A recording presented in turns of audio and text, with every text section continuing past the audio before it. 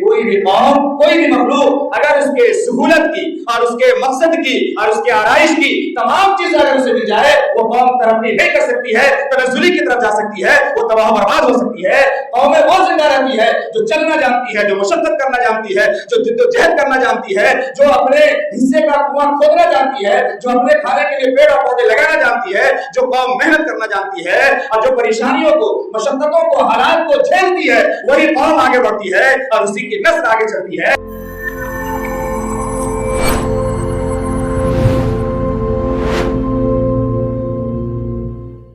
اللہ نے فرمایا ہم کبھی مال کے ذریعے سے آزمائیں گے، کبھی اولاد کے ذریعے سے آزمائیں گے، کبھی جان کے ذریعے سے آزمائیں گے، کبھی بھوک کے ذریعے سے آزمائیں گے، تمام چیزوں سے تمہاری آزمائش ہوگی۔ قرآن میں اللہ نے وعدہ فرمایا، تو کسی بھی قسم کے حالات اگر آئے تو حالات کے سامنے ٹوٹنا نہیں چاہیے۔ اچھا، ایک سوال یہ ہے کہ کیا اگر کسی کے ساتھ کوئی حالات ہی نہ آئے، اگر ہر کوئی دنیا میں خوشحال ہو، ہر کسی کو مال و دولت مل جائے، تو کیا وہ قوم، کیا وہ لوگ ترقی کر سکتے ہیں اور خوشحال زندگی جی سکتے ہیں؟ کیا ایسا ہو سکتا ہے؟ پہلی بات تو یہ کہ انسانی فطرت یہ ہے کہ اسے جتنا مل جائے اس سے ڈبل کی خواہش رہتی ہے جو کبھی ختم نہیں ہو سکتی۔ اس پہ بات کر چکے ہیں، آقا صلی اللہ علیہ وسلم کی احادیث موجود ہے۔ آقا صلی اللہ علیہ وسلم نے یہاں تک فرمایا کہ اگر اس کو لن یؤتی وادیا من الذهب، ان یؤتی وادیا من الذهب، کہ اگر اسے سونے اور چاندی کی وادی دے دی جائے، پہاڑ دے دیا جائے، پہاڑوں کے بیچ کا ایریا دے دیا جائے، ولن یملأ فاہ الا التراب، پھر بھی یہ انسان ایسا ہے کہ اس کا منہ نہیں بھر سکتا، یہ نہیں کہہ سکتا کہ بہت مل گیا۔ اب سونے چاندی کی وادی مل جائے، گھر نہیں، ٹکڑا نہیں، پوری وادی، پورا علاقہ، پھر بھی یہ اس کا منہ نہیں بھرے گا اور اس کی خواہشیں پوری نہیں ہوگی۔ اللہ کے نبی فرما رہا ہے الا التراب،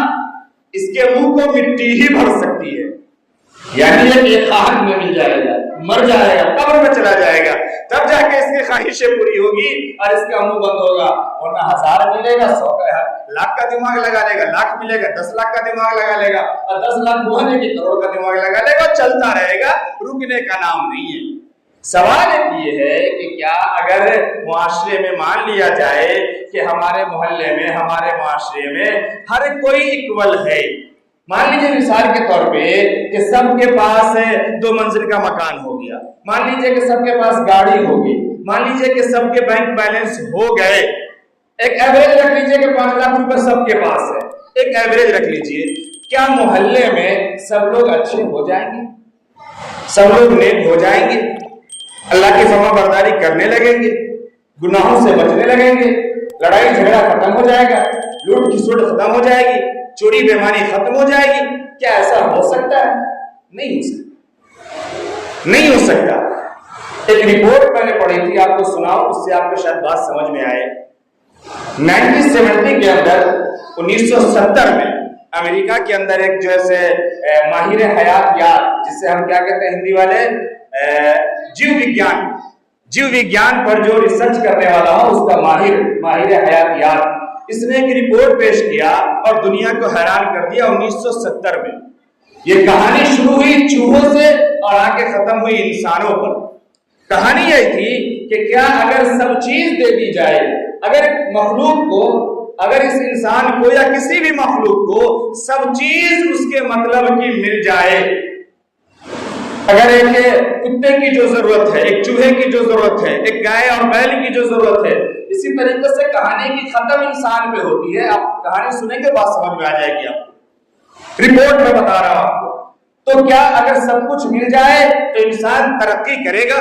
خوشحال رہے گا، چیزیں اچھی ہو جائے گی؟ نہیں۔ 1970 میں اس نے ایک بہت بڑے اسپیس کو تیار کیا، اس کے اندر ایک اچھا ماحول بنایا اور اس طریقے سے اسے پورا ڈیولپ کیا کہ اس میں کسی قسم کا خطرہ نہیں تھا۔ چوہا جتنے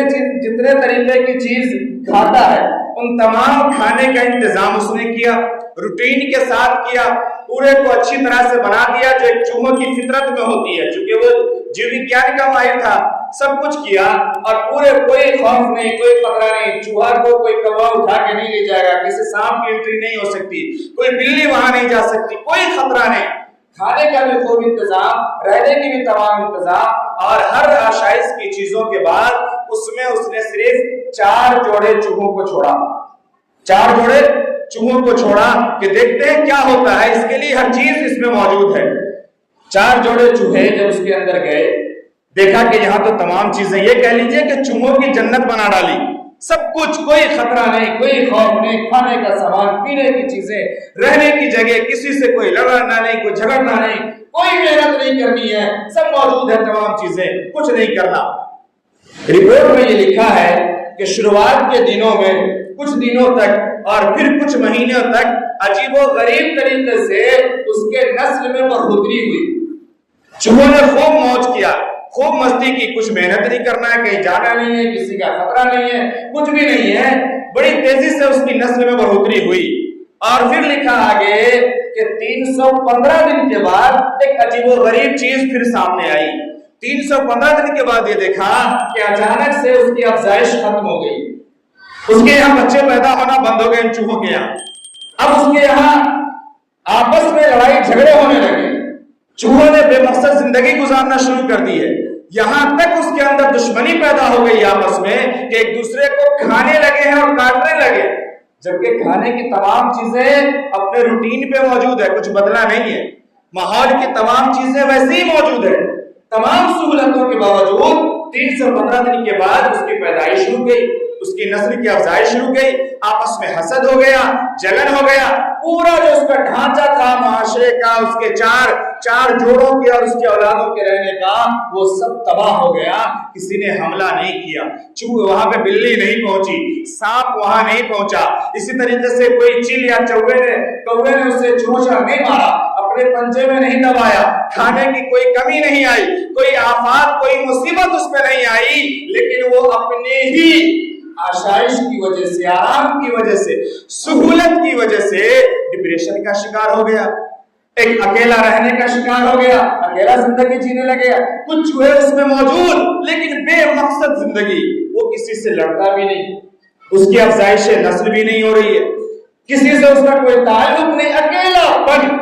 روشن نشینی، بسکت خلوت کی زندگی جی رہے، کوئی مطلب نہیں، بے مقصد زندگی۔ اور پھر یہ ہوا کہ وہ بالکل سجا بجایا، سارے انتظام کے ساتھ تیار کی ہوئی وہ چوہوں کی جنت تباہ و برباد ہو گئی، ختم ہو گئی۔ رپورٹ میں لکھا کہ 315 دن کے بعد جو پھر آخری چوہا پیدا ہوا وہ 2 سال کے بعد پیدا ہوا،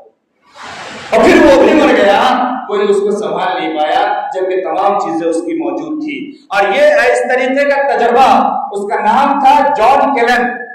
جس نے تجربہ کیا تھا، ماہر حیاتیات جان کیلن لکھتا ہے کہ ایسا تجربہ اس نے 25 بار کیا، 1-2 بار نہیں، 25 بار ایسا تجربہ کرنے کے بعد پھر دنیا کے سامنے یہ رپورٹ دیا کہ کوئی بھی قوم، کوئی بھی مخلوق اگر اس کے سہولت کی اور اس کے مقصد کی اور اس کے آرائش کی تمام چیزیں اگر اسے مل جائے، وہ قوم ترقی نہیں کر سکتی ہے، تنزلی کی طرف جا سکتی ہے، وہ تباہ و برباد ہو سکتی ہے۔ قومیں وہ زندہ رہتی ہے جو چلنا جانتی ہے، جو مشقت کرنا جانتی ہے، جو جد و جہد کرنا جانتی ہے، جو اپنے حصے کا کنواں کھودنا جانتی ہے، جو اپنے کھانے کے لیے پیڑ اور پودے لگانا جانتی ہے، جو قوم محنت کرنا جانتی ہے اور جو پریشانیوں کو، مشقتوں کو، حالات کو جھیلتی ہے، وہی قوم آگے بڑھتی ہے اور اسی کی نسل آگے چلتی ہے، اور نہ جسے تمام سہولت مل جائے وہ تباہ و برباد ہو جاتی ہے، ختم ہو جاتی ہے۔